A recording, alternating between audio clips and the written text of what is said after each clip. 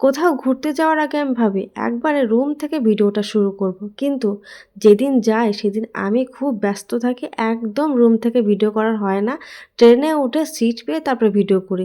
ট্রেনে করে চলে এসেছি আমি ব্যান্ডেল। ব্যান্ডেল আসা মাত্রই নৈহাটি যাওয়ার ট্রেনটা বেরিয়ে গেল। তাই ট্রেনটা পেলাম না। তারপরে একবারে গঙ্গাঘাট পার হয়ে যাব নৈহাটিতে। আজকে আমি ভীষণ খুশি। আমি ১.৫ বছর পরে মামা বাড়ি যাচ্ছি। Hello everyone, welcome back to my channel. I hope কি তোমরা সবাই ভালো আছো। আর আমি তো ভীষণ খুশি আছি। আমি এই ব্যান্ডেল থেকে নৈহাটি যাওয়ার এই লাইনটা আমার কাছে নতুন। আমি এর আগে এই লাইন দিয়ে গঙ্গার ঘাট পার হয়ে কখনো ব্যান্ডেল যাইনি, ট্রেনে করে গেছি। আর দেখো গঙ্গার ঘাট পার হয়ে আমি জানতাম না যে এখানেই বড় মায়ের মন্দির। এতদিন শুধু ভিডিওতে দেখেই গেছি। ওই যে বলে না, ভগবান যা করে মঙ্গলের জন্যই করে। আমি যদি ট্রেনটা আজকে পেয়ে যেতাম তাহলে আমার এই লাইন দিয়ে আসা হতো না, আর আমার বড় মায়ের দর্শন করা হতো না। যতবারই আমি নৈহাটিতে এসেছি ততবারই আমার মনে হয়েছিল যে এখানে তো বড় মায়ের মন্দির, যদি জানতাম মন্দিরটা এক্স্যাক্টলি কোথায়, প্লাস আমার হাতে যদি সময় থাকতো আমি অবশ্যই দর্শন করতাম।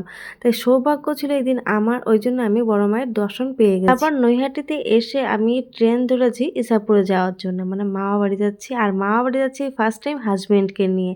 বলতে পারো একবারে মামা বাড়িতে আমি আইবুড়ো ভাত খেয়ে এসেছি, আর এই যে বিয়ের পরে হাজব্যান্ডকে নিয়ে যাচ্ছি।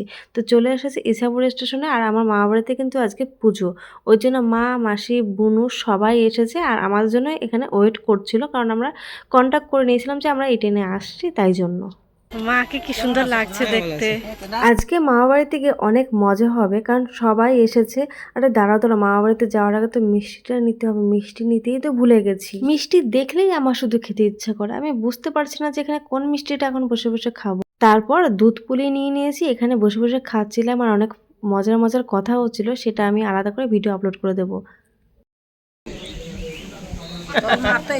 আমরা সবাই মিলে এদের বাড়িতে এসেছি, করে আমাকে নিচ্ছে। এদের বাড়িতে আমরা এসেছি, ছাদে আছে। আমার মা একটা ফটো তুলে দিত। ওই যে ফটো পাগল বুনুটা আমার দেখেছে এখানে ক্যামেরার কোয়ালিটিটা ভালো, ওই জন্য বারে বারে বলছে ফটো তুলে দেওয়ার জন্য। মা বাড়িতে এসেছি দুপুর দুপুর সময়, এসে দেখি এখনো পুজো হচ্ছে, পুজো সম্পূর্ণ হয়নি। আর এইদিকে পুজো শেষ হওয়ার পরে আমরা এখানে খেতে বসে গেছি।